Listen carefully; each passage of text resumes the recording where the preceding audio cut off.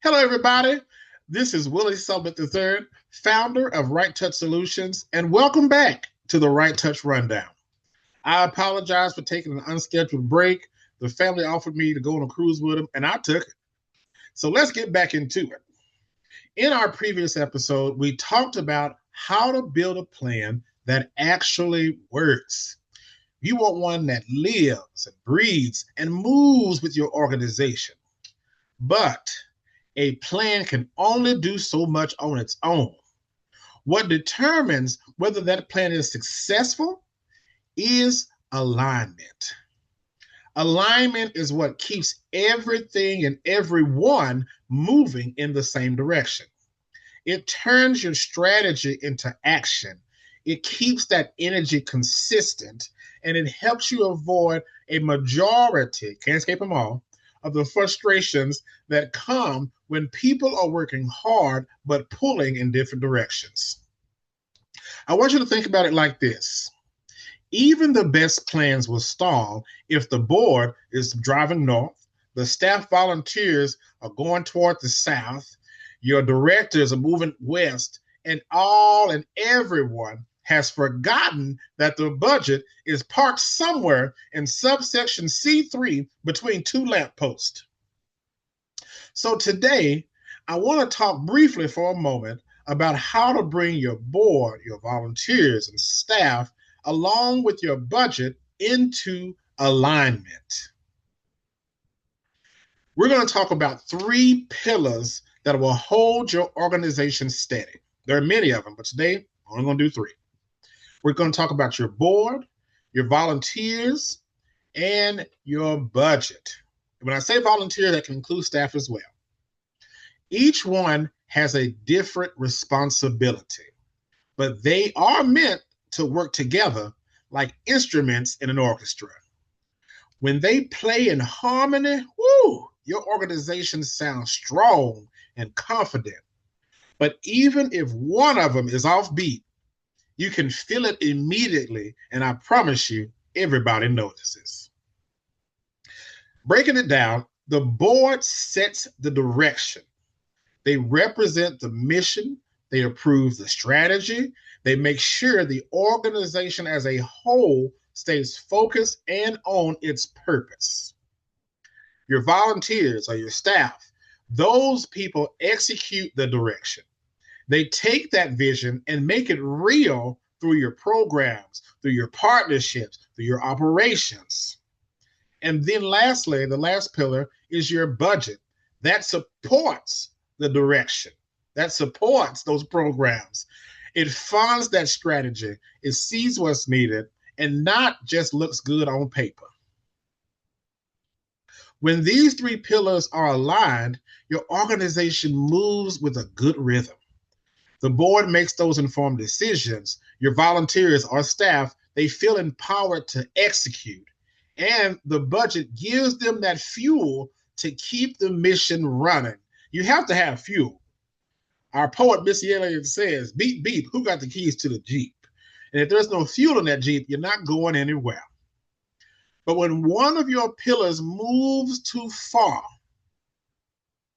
the entire structure begins to wobble.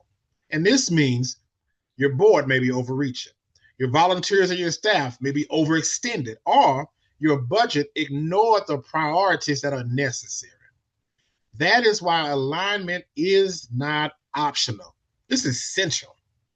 It keeps energy focused, communications are clear, and your results can be measured. Now, yes, there are many types of configurations that make up different organizations. For today's example, we're only going to use these as an instructional tool. So before y'all hit me up in my IMs and my DMs, I get it. There are different types of constructions. We're going to talk about just those 3 pillars. Okay, getting back at it. Now, we've talked about what alignment should look like, but let's be honest about what usually happens. Most organizations are not out of alignment because you have people who don't care and doing their own thing. They are out of alignment because everyone is doing their best inside their own lane and they do not see the others. So they're not seeing the full road, just what's in front of them. What happens is the board will set goals that sound exciting, but they don't always connect those goals to the resources they have or the time in the calendar to make them happen. You also have your volunteers and staff.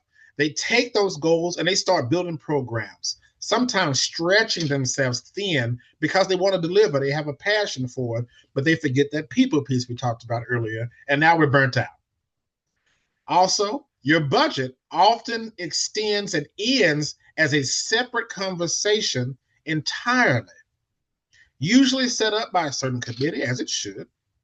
The numbers get approved, but they do not reflect what was promised in the plan.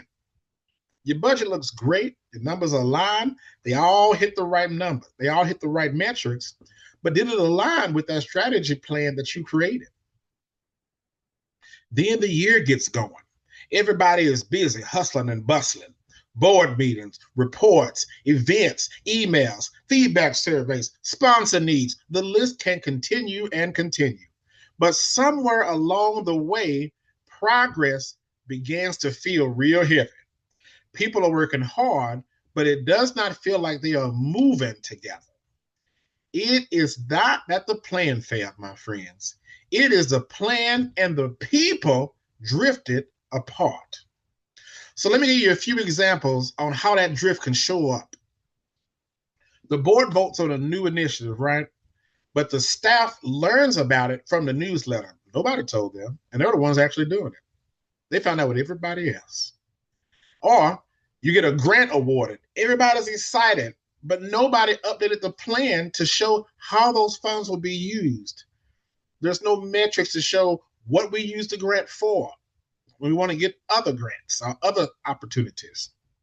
Or lastly, you have a new staff. Let's say a new staff joins, and they have no idea how their daily work connects to the strategic goals because nobody gave it to them. None of these three situations are crises. They are just signs of quiet misalignment. And if they continue to go unchecked, they will turn easily into frustration, burnout, or blame. Alignment slippage, what we'll call it today, starts in the small, sometimes unseen and often unspoken moments. Those missed updates, the skipped check-ins, or a decision made in isolation or silos. We talked about that now. Leaders, this is for you. This is why organizational awareness is so important. You cannot fix what you refuse to notice. Once you start naming those disconnects, you can start rebuilding bridges between the boardroom, the team, and the budget. My granny always said, admit it and quit it. So now that we've named the problem, let us talk about how we can fix it. I'm not just going to leave you stranded. We're going to fix this. Alignment does not happen, again, because people don't have good intentions. It happens because there are not systems set up to make connecting easy. So here are a few simple and I think powerful ways to strengthen alignment between your board, your staff, volunteers, and your budget. Quick side note, every line on your budget should connect back to that strategic goal. If it does not, pause this video and get back to looking at that goal because those two need to align. It is time to ask what belongs here and what doesn't. Now, getting back at it. I want you to start bringing more people into the conversations early. Before you finalize your budget for the next year, before you set those goals in the finalized state, make space for a shared discussion. Invite some staff or invite some directors who are on the ground, those field levels, to speak about what is real. Because sometimes we get into these imaginary places we call forecasting and forget to talk to the people who are actually doing it. So they need to know what is working, what resources they actually need.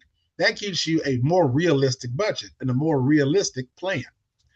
When the people who are doing the work are part of the planning process, I promise you, that plan becomes more grounded in reality.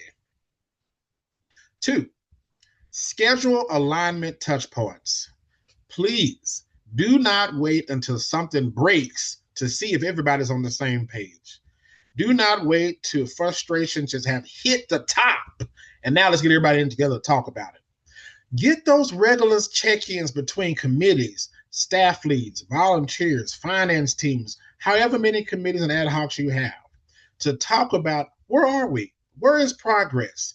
Is there any overlaps that we could knock out right now? Any funding issues? These can be short, 15 to 30-minute conversations that talks about simple questions like, what are we accomplishing right now? What are we struggling with? It's all right to talk about your struggles. Does the budget still reflect the plan? That one rhythm can save you months of confusion later on. Fix it now. Don't have a big old mess later on. I often suggest, and have outlined in other videos, feel free to take a look at them, that leaders should be checking in outside of the board meeting. The board meeting doesn't happen in enough time to talk about everything. If you are only checking in at the boardroom, then you are wasting valuable action time throughout the month and quarter to spend fixing and tuning and aligning. Bring the directors and committee leads to the table on some of those board meetings. So if you have a board meeting every quarter, one of those quarters, allow other people to come in so they can measure progress against goals, discuss what's working, identify where needs are reinforced. And it shows people who are on the field and on the ground where their piece fits. You may have a dedicated lead on the ground, making sure every program works. When was the last time you brought them in to see the larger picture? This pre-work before the large board meeting will move your conversations into strategy rather than just updates. If you spend your boardroom and board meeting doing nothing but updates, you're wasting time.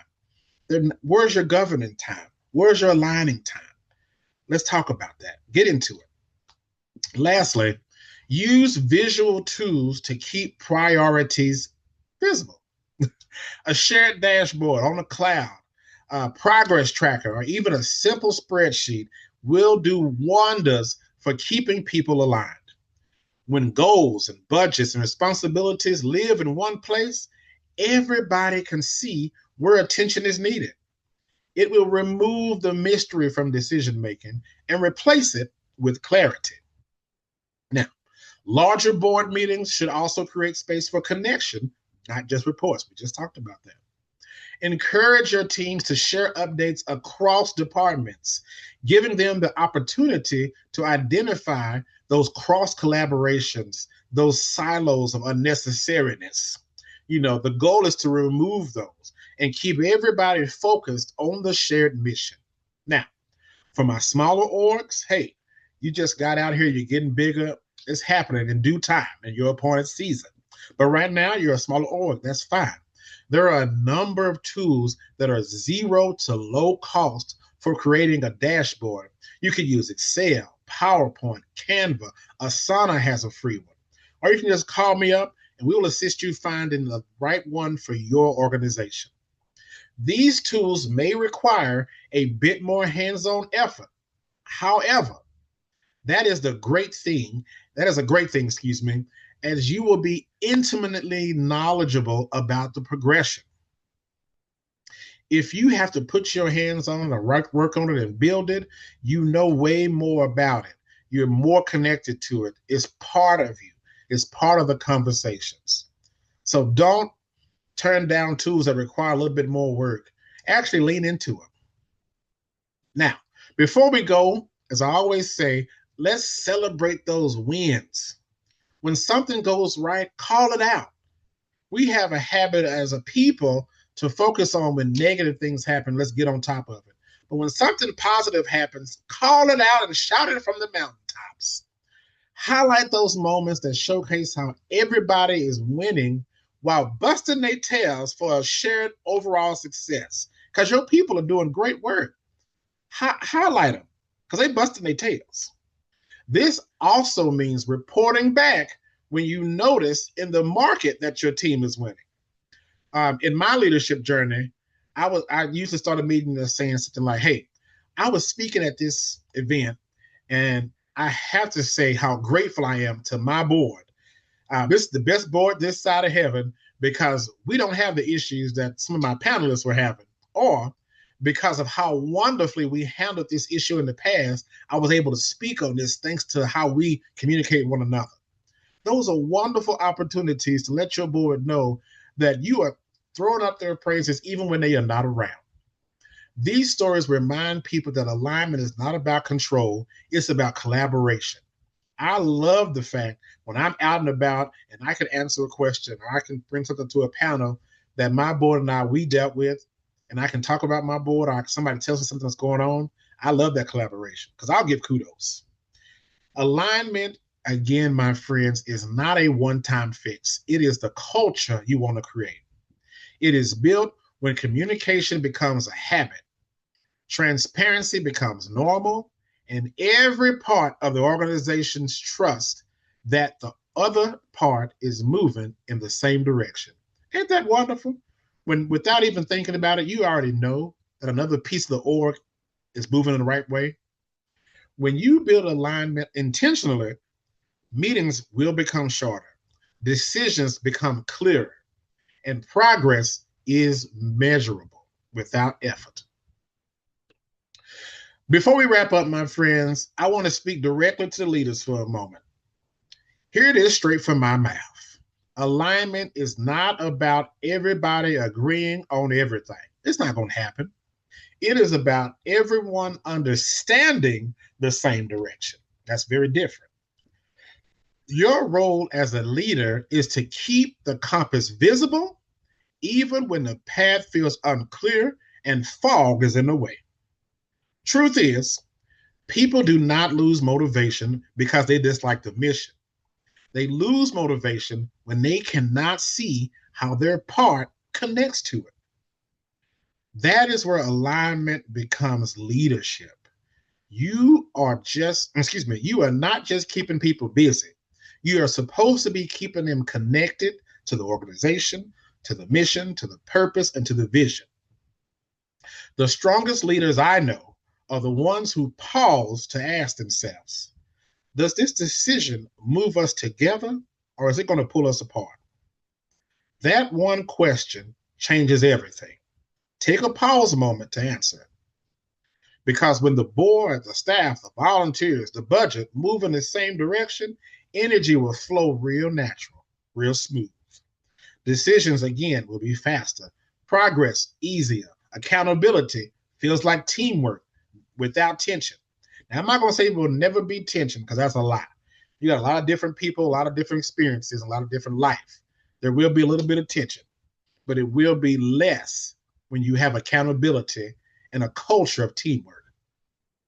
So, as you step into your next season of leadership, as the year moves over, make alignment part of your culture.